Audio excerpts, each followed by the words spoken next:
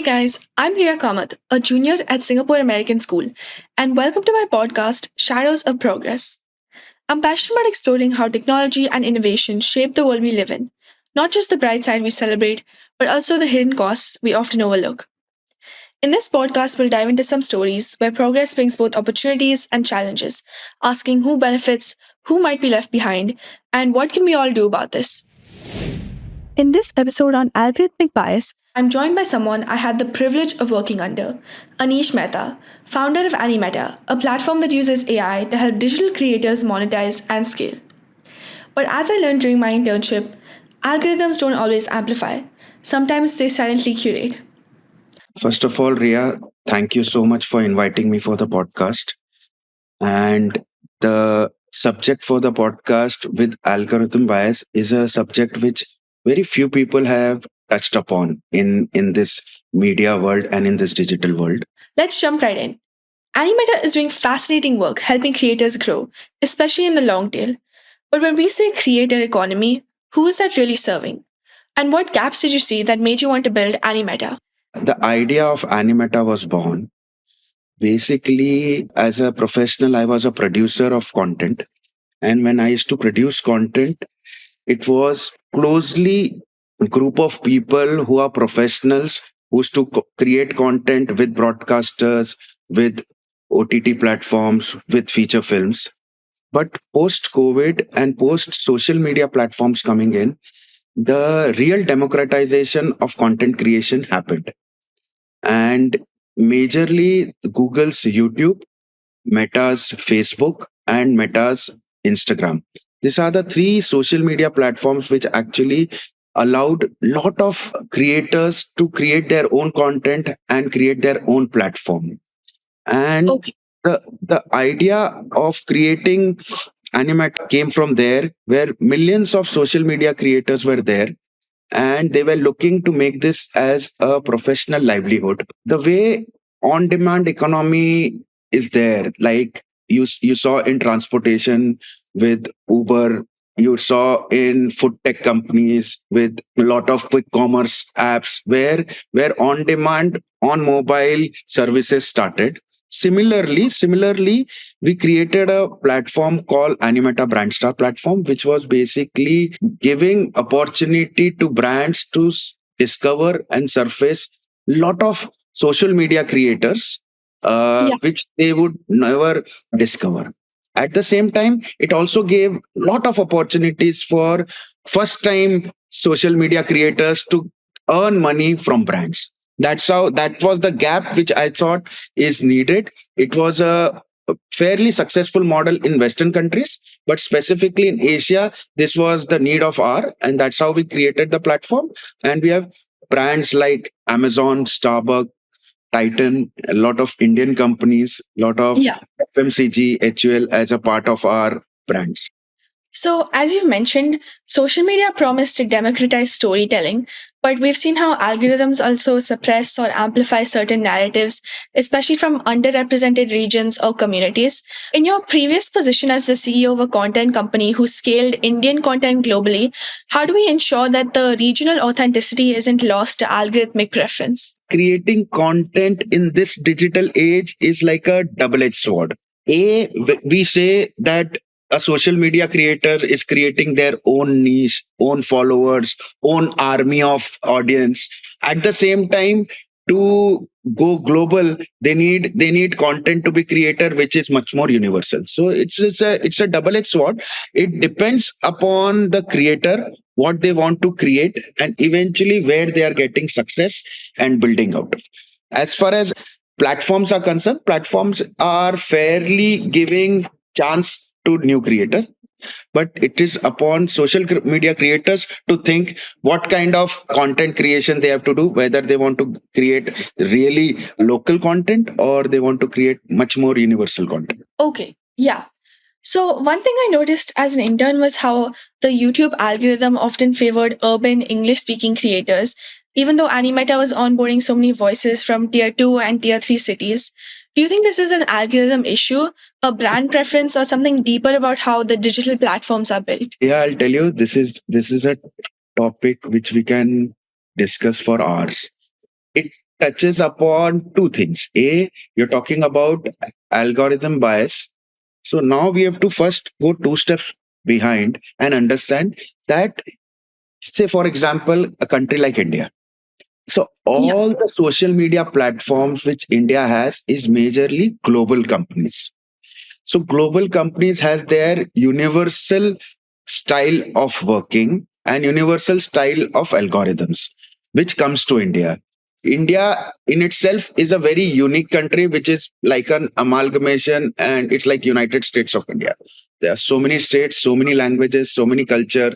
So definitely for companies like Instagram or YouTube, it took good 1 decade to understand how India is, and they are still learning. And fairly, they have now, I would say, understood India very well to cater to Indian audience. Yeah. But when we talk about algorithm bias, we also have to understand the content bubble or the echo chambers or the filter bubbles. What we say, it is basically trying to, the platforms are trying, audience should stick to them and they should keep on seeing the same interest of content so that the duration of their time spent on the platform increases.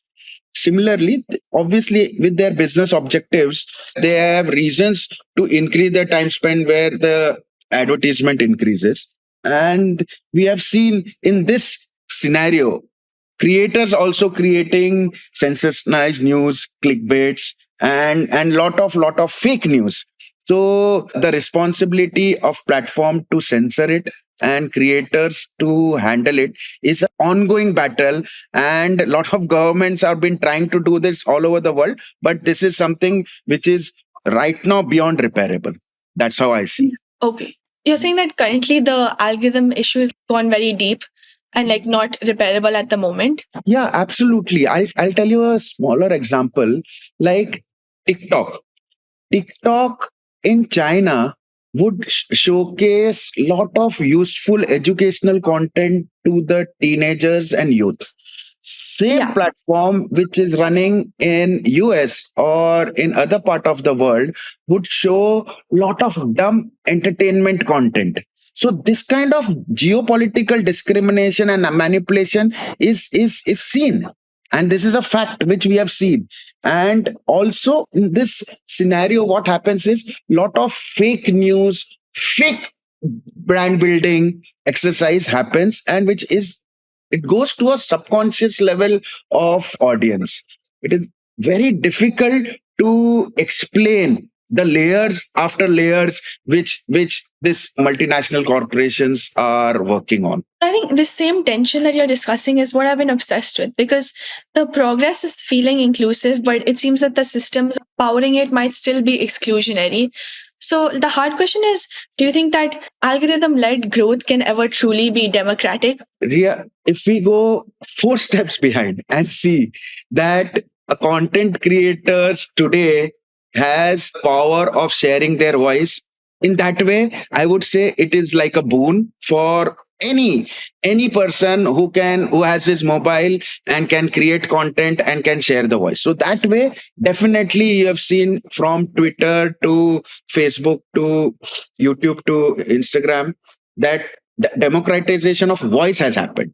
But when you Yeah. talk about democratization as professional livelihood, as a business, as a professional, then it needs lot of efforts from both ends, which is from platforms end as well, and also from the content creators end, because content creators think that if they can just come on Instagram and say something, they'll become an influencer. Influencer is a very strong word. That's why I always use that we first create social media creators which create content, and eventually if their share of voice is heard and their voice is good enough to bring some influence on anything, maybe Yeah. influence on the lifestyle, influence on buying, influence on anything, then they become really influencer.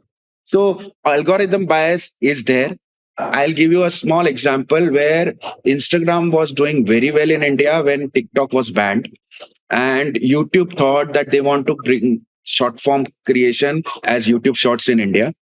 Yeah. Don't believe all the YouTube creators were getting millions and millions of views in short format. And all the long form creators who were basically building their long form content from decades had no algorithm advantage. So this has happened, and this is continuous, and which happens on and off again and again. And background, lot of things happens, which is much more alarming and I would say dangerous. What do you think? What advice would you give to young creators, especially those coming from smaller towns speaking regional languages, on maintaining the balance between their authenticity and visibility on these large platforms? When you talk about social media creators or influencers, I would say first be authentic to yourself. Because if you really want to say, if somebody is a good dancer and if wants to dance on songs and showcase, then there should be a growth in the skill set. If there is a growth in the skill set, then audience will increase, and audience will increase eventually will have a snowball effect on getting you brands and making it a thing. So rather than thinking of to be gimmicky or trying to do what others are doing, rather all the influencers globally only been successful and universal because of their authenticity. And Yeah. I don't see a regional creator or a global creator. All creators are creators. If they can have their content which is authentic and different, and the skill set is increasing reel after reel or content after content, then definitely in a long term, there is a scope to build a career out of this and eventually build a good ecosystem around this. And do you think there's any like fundamental aspects that large platforms have to change? Because earlier you had mentioned how there has to be like effort put in from both the creators and then the platforms. So what do you think can be done on the platform side? It's very difficult to say where we put all our responsibility to on a platform, because platforms are platforms, right? They are not Yeah. content creators. So Yeah. when a content has been created, platform can manipulate it. But how content has to be created, what kind of content should be created, is also a responsibility of social. I'll give you an example. If a influencer, it's like any celebrity endorsing a brand. It's the influencer which takes a brand campaign, and if he or she uses that and is authentic that I have used this as a product, and then showcasing a reel makes it much more authentic, much more reliable, and much more, I would say, fair practice towards the audience. But in case if you just for making money, if you start making reels and it because of your star value create impulse shopping, which any algorithm would push advertisement, then it becomes scenario where both content creators and algorithm are pushing to create a culture or create a hype which is fake, which is of impulse shopping, which goes beyond and affects mental health. So Yeah. in a first podcast with you, it is in the essence of time, we would go and discuss at a very, I would say, at a shallow level. But if we really want to go deep, eh, then there are topics like mental health or Yeah. algorithmic limitation in preventing cyber offenses. There are things which needs to be done and which we can do deeper in the coming podcasts. Yes. Thank you, Anish, for this insightful conversation. To summarize, we learned that global algorithms rarely see local nuance, often boosting urban English voices while sidelining regional ones. We saw how clicks beat truth, with echo chambers and clickbait overpowering authenticity. And we realized that having a voice isn't the same as building a livelihood, because one algorithm tweak can change everything. It's clear that progress always casts a shadow, and in the algorithm's world, not every voice carries the same weight. While algorithms may promise reach, today's conversation reminds us to ask at what cost and to whom. Coming up in the next episode, we explore another silent edge of innovation, where recipes become revenue and empowerment creates friction, right here on Shadows of Progress.